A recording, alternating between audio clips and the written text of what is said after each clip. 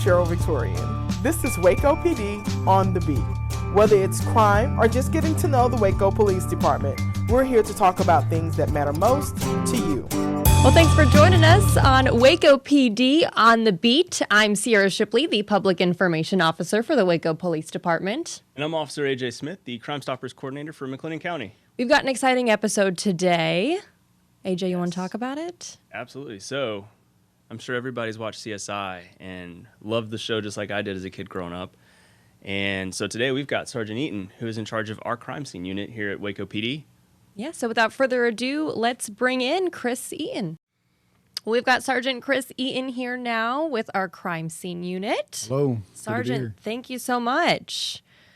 So, you're with the crime scene unit, but we have you on here to tell us about you. So, Okay. Well, I definitely like to talk about me. well, we've got a time limit today, but Right. how'd you get into policing and how'd you end up where you are? I would say I'm not your typical path to policing. You know, I did go down to I was born in Waco, and I went to the police department when I was 19 to try to apply to be a police officer. I didn't realize that I had to be 21, so they told me at the window, you're not old enough. Come back later. So life happened. I started a career as in computers. So I'm actually pretty good at computer hardware, software. And in 2001, I was deep in the computer industry when the dot-com bust happened. And that is now, people don't actually remember that anymore. It was so long ago. But yeah, there was no more computer jobs left. And I did a job as a mechanic for a year. And then we did some leather furniture, custom leather furniture business. And but actually, while I was a mechanic, 9/11 happened. And myself and a lot of people that are in the law enforcement careers that were around when 9/11 happened, and they remember it, that was a catalyst to them either joining the armed services or police work or fire.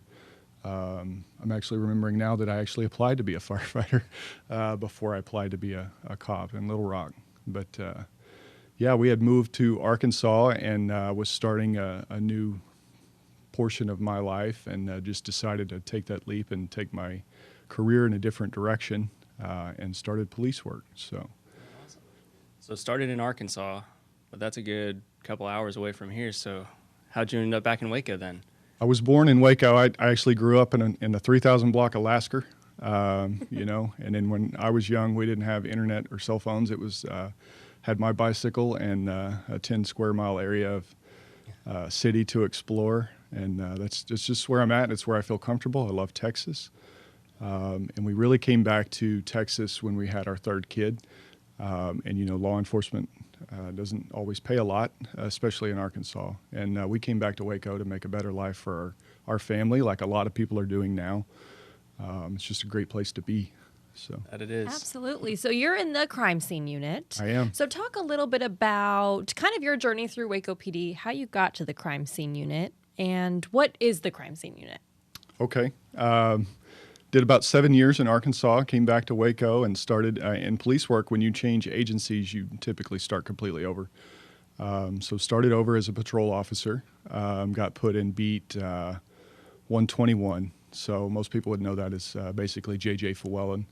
And I love that beat. I loved working it because I found that working with the people in that area, I could solve problems.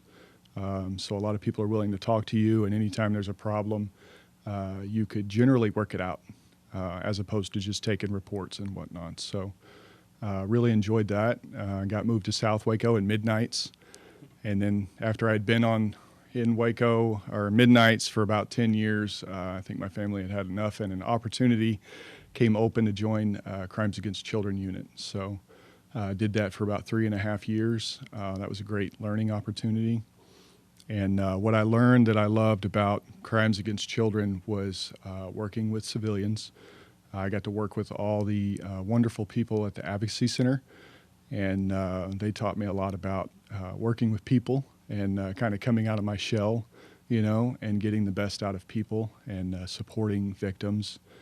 And then an opportunity came open to apply to be a sergeant, and given that I had quite a few years in at that point, I felt like that was where I wanted to be. So took the sergeant test and made the list and waited patiently And eventually they pulled my number and moved up to sergeant, and they put me right back on midnights.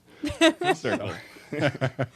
Oh, midnights are fun, though. They are. You know what? Midnight patrol sergeant is probably one of the best jobs in this entire department. First line supervisors are where the rubber meets the road, and where you have the most impact on police work and what happens. Just you're taking care of the city at night, and I love working nights. If I didn't have a family or obligations or anything, that's where I would be. I just love it. But So now you're in the crime scene unit. So explain a little bit about what that is.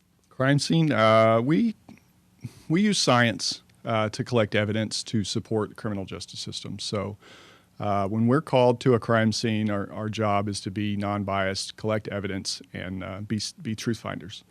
Everybody watches CSI on TV. That's a very popular show. Everybody has an idea of what that is, and for the most part, that's generally correct.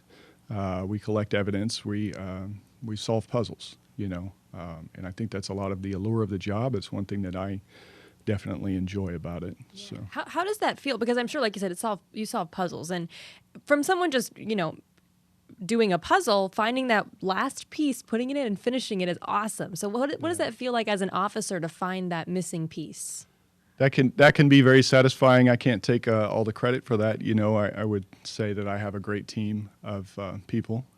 We have a lot of crime scene techs, but I'd say that's a good and bad, because sometimes it's difficult to find that last piece, and that's where some of the allure of the TV show and the reality of actual crime scene work kind of come in conflict. Is in the real world, you've got what you got. You try to figure it out. Chances are you're not going to solve it in 30 minutes, and it's a real fact-finding mission. It's a lot tougher than what you see on TV. So you said you have a good team. How big is that team? So we have 3, 6, 7, 8, 9 crime scene techs now. We've got some part-times in there, some new people, and then I've got 2 sworn officers that just do computer forensics. So lots of civilians working in the crime scene unit, and I love working with civilians. They bring a different perspective to police work, and they bring a lot of value. They give me energy every day, because they love their jobs. If you ask any of them why they're there, it's not the pay or the hours. They really like coming to work and doing the work. Do you want to help solve crime in your neighborhood? Well, the Neighborhood Camera Initiative is something you might want to sign up for. Ring doorbells, Nest cameras, and all the other camera security systems installed on homes and businesses that are facing public areas are tools that could help our officers solve very important crimes. By signing up your camera or cameras in the Neighborhood Camera Initiative, it allows our officers knowledge to where these cameras are, and if a crime had happened, it could have possibly saw the incident in question. You can sign up your camera on the City of Waco website at wacopolice.com. And I was fortunate to work with him for about a month before I came into this position when I was on light duty, and they really are just an incredible group of people that truly love what they do. So he's probably one of the luckier sergeants, because he doesn't seem to have as many angry and disgruntled employees. I do get a lot of feedback on just like coming to work and solving the puzzles. So, I read sometimes, and one of the things I'm reading is a book by Gallup about enjoyment at work and people that live long lives and why they do it. And, some of the common themes are working outdoors, working with your hands, and doing something productive.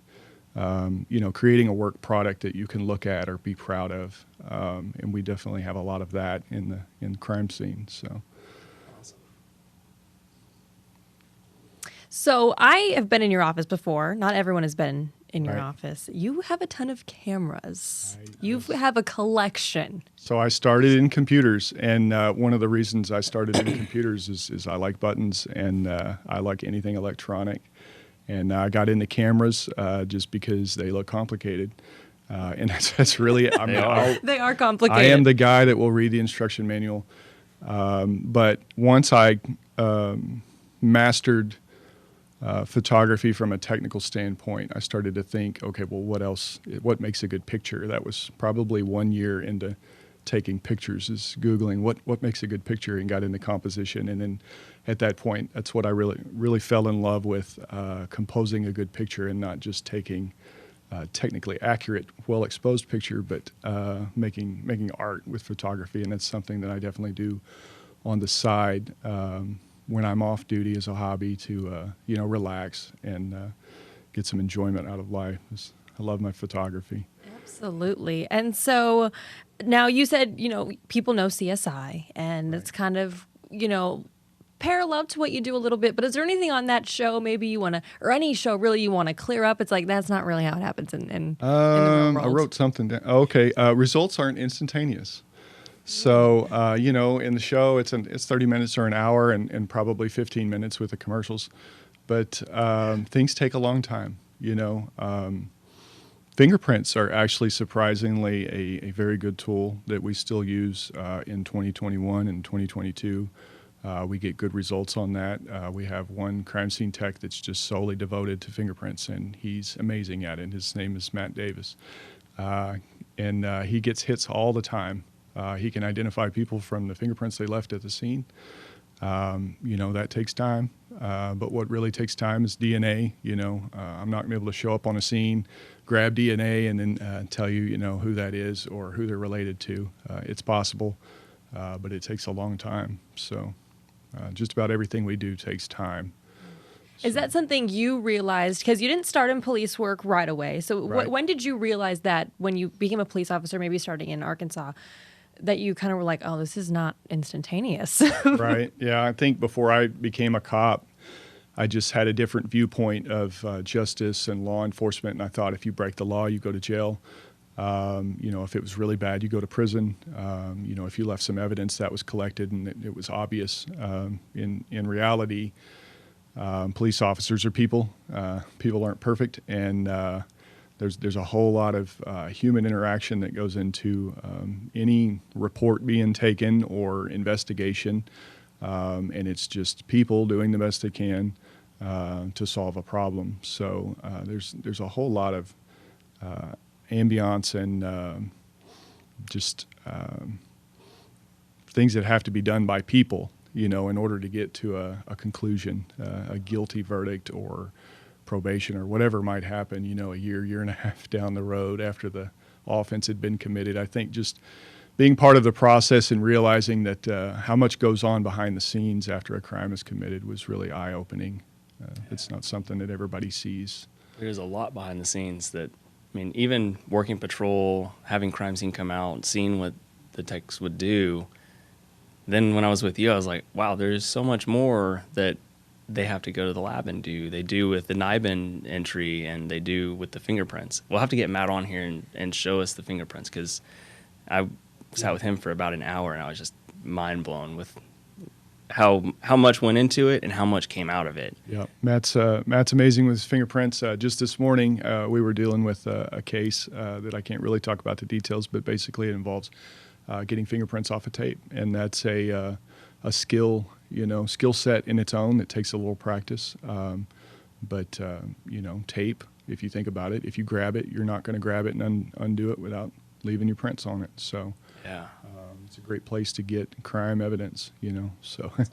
They're going to be spending the rest of the day, I think, slowly unrolling a roll of tape. Oh, my goodness. So they don't get into any sticky situations. Oh, that was a pun. That was a tacky joke. That's a good one. But I think that's some of the difference between TV and reality is you don't see on TV people working for 8 hours on one piece of evidence, Right, because that shows in, like you said, 15 minutes with no Right. commercials probably. And, Yeah. they get it done real quick. I wish evidence came that easy for us. Right. Yeah. That goes into kind of how meticulous you guys have to be when you Right. go to the crime scene, and just explain how that works. Yeah, so when we get on a crime scene, it's not necessarily a social problem that we're solving. For me, it's more mechanical. And I go back to my computer days when I used to troubleshoot networks over the phone with people that didn't know what they were doing on the other end of it. I compartmentalize the crime scene, decide how big it is, and what's in it. I start physically thinking about what's in it. I've got a car, I've got a house has rooms have people and furniture. Is there blood evidence in there? Is there latent print evidence? Is there hair? There's all types of things. The low card principle of evidence says that anytime we're so close here, we are exchanging things. So when I leave here, there's something from you on me. Whether or not I can figure that out and take it and prove it in court is up to my skill, right? And the tools I have available. But there'll definitely be something left from me in this room to prove that I was here. And we kind of approach a crime scene in the same way.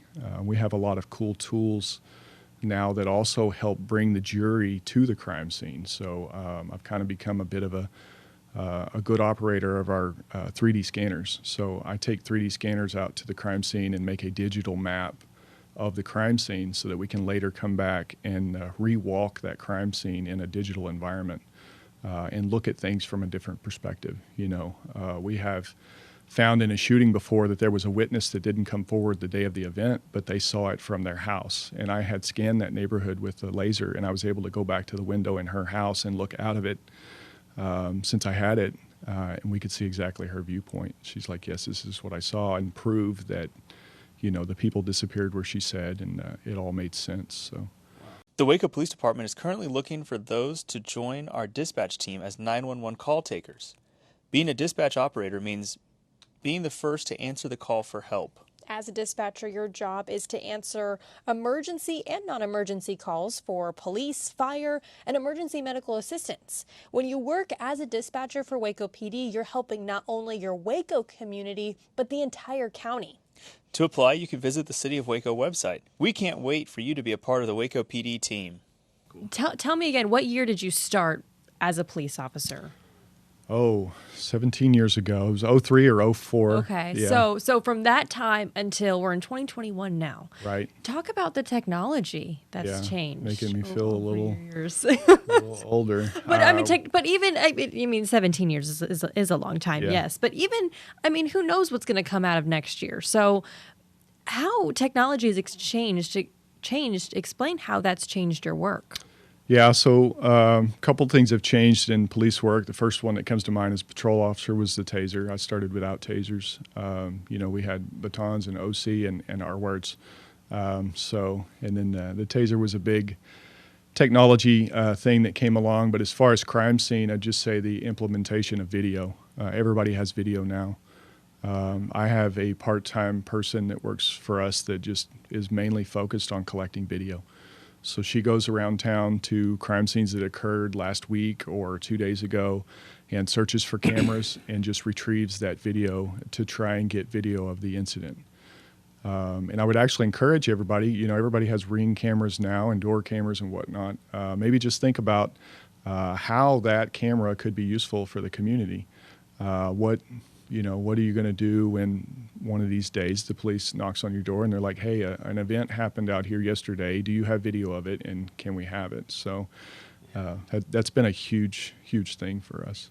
Was that something you were working on, compiling like almost a registry of different areas that have cameras? Yeah, we do have a database of people that have cameras. I don't know how populated it is right now, but it is generally something that we struggle with. Is we can see a camera on a building, we don't necessarily know who to call to get that video evidence of a crime that occurred in front of that camera. So if someone in the community wanted to help out and be proactive with, hey, like we've got this camera in this area, how could they get that information to us or to you, or who would it need to get routed to? That's a very good question. I think I might have that answer if you don't. So that's the neighborhood camera watch, and it's actually on the city website. You can go and register that, you've got a camera, here's where it is, and I think that's how it gets populated and generates into that. Thank you for that. You're welcome. Yes, I remember seeing that somewhere. It is on the city website. We were talking about it, so I was like, oh, we've got the thing for that. Yes. Under the police department tab, it says, I believe it's neighborhood camera watch right on the front of the page. I think it has its own tab too. So if you've got a camera, then definitely register for that. It takes no time at all, and you could be helping solve all sorts of crimes. Sure. So. Kind of goes back to what we talked about in a previous episode with, the community has to help the community. Like, there's only so many officers to help, but if you're able to step up, if you're able to let us know, hey, like, we've got this thing that might be of evidence, it probably helps you guys instead of having to go door to door and be like, hey, do you have a camera? Okay, does it work? Do you have access to it? Oh, you don't have the password? Well, who does? Right. So Yeah. So I've got another question, and that's, so when you became a police officer, was there ever a goal saying, I want to work in crime scene, or did you know you wanted to go into this route? Did you kind of were just like, whatever happens is going to happen?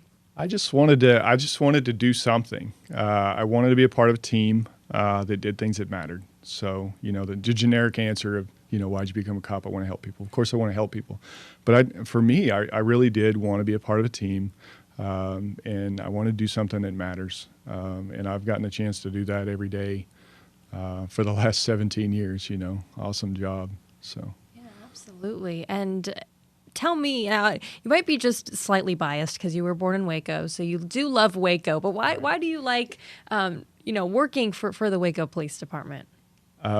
Waco, anybody that's shopping around to be a cop in the Central Texas area, or anywhere from San Antonio to Dallas, Waco's going to be high on their list.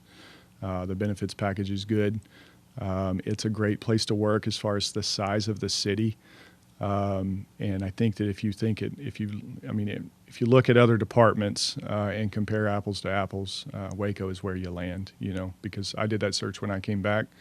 I wasn't stuck on Waco. I know I wanted to live in the area, but it's the greatest department around here to work for as a police officer, for sure. Absolutely. And anyone maybe looking to be a police officer? I know. Do you ever run into that and they ask you questions trying to figure out if they want to do it themselves? Not so much recently, but a few years ago or something, people were more inclined to ask about being a police officer. I'd say to anybody that's considering to be a police officer, I think my answer is going to be a little different. I'm a father of 3, and I've been around a little while in police work now, and I think I would tell them just to be prepared for a change in your life, because deciding to be a police officer, if life is a journey on a road, being a police officer is a hard exit. And it's a turn in a different direction to a different destination. It's a worthwhile destination, but the things that you're going to see and the things you're going to deal with are going to change you as a person. You're going to deal with a lot of bad, some good. If you have a spouse or loved ones, they need to be on board with it because they're going along with that journey with you. But definitely you need to be ready to deal with some heartache and different things in your life. So being mentally stable and having some sort of out to work on when you're at home, a hobby, a firm foundation in what's important in life, and being able to turn it off when you come home as best you can, and take care of your family and whatnot. So absolutely. Yeah. Those are all important things that most people that are applying to be a cop, they're just thinking, oh, I want to run and jump fences and drive fast. You're not really thinking about 10 years down the road. Right. And even then, it's not really like that either. Crime Stoppers is an organization which bridges the gap between law enforcement and the community, so together we can solve crimes in our neighborhoods. Crime Stoppers encourages the community to assist in the fight against crime by overcoming the 2 key elements which inhibit community involvement: fear and apathy. Crime Stoppers allow citizens to anonymously submit tips. Tips can get you up to a $2,000 reward if it leads to an arrest or solves a crime. Tips can be submitted by calling 254-753-HELP, which is 4357, visiting wacocrimestoppers.org, or downloading the P3 app. Remember, tip submission is always anonymous and can lead to a reward of up to $2,000. Well, Sergeant, thank you so much for joining us on this episode. Really appreciate it. Anything else you want to say to wrap up, or, talk about your time here at Waco PD? Anything at all you could think of? Thank you. Thank you to the citizens for allowing me to do this job. I can't believe that I get paid to do it on certain days. Cops are just citizens, and we get paid to be good citizens. So the police department is a representation of what the citizens in that community want it to be. And Waco Police Department is tip-top because the city supports us, and thank you so much for that. I thought we were done, but you made me think of another question. Okay. So explain. I know because you talked about the citizens. So explain Right. just how important they are to your daily work, not just helping solve crimes, but just in general. I mean, how nice is it to have a citizen-police relationship? It's everything. Without their support, we can't do our job. I know in the previous episode, Sergeant Key from Special Crimes, who we work with all the time, said that he has a hard time, getting people to just talk. So I think that, as a citizen, you got to think, okay, this is where I live. What can I do to contribute? And sometimes that is just communicating, reporting what you see, or talking with a detective when they finally track you down and they realize that you're a witness. Yeah. Just help them out as best you can. Because you're not. I mean, you guys don't really work with the citizen that much because you're doing the crime scene after it's kind of all said and done. Typically, if you see me or someone that works for me, it's probably one of your worst day in your life. But what was the question? Well, I was saying because you don't really work with the citizen per Right. se. You work at the crime scene afterward. Right. So you don't get a whole lot of citizen police, I guess. Yeah, we get to deal with the bad days in passing. Generally, they deal with victim services or patrol. We do deal with a lot of citizens on our video calls when we go back to follow up. But yeah, I'm super appreciative of all the interactions we have with them. Well, see, I thought it was done, but then just more questions kept piling on afterward. Well, thank you so much, Sergeant. We Welcome. always appreciate it, and we appreciate you guys tuning in to Waco PD on the Beat. I'm Sierra Shipley, the Public Information Officer. And I'm Officer AJ Smith, the Crime Stoppers Coordinator for McLennan County. Have a good one, Waco.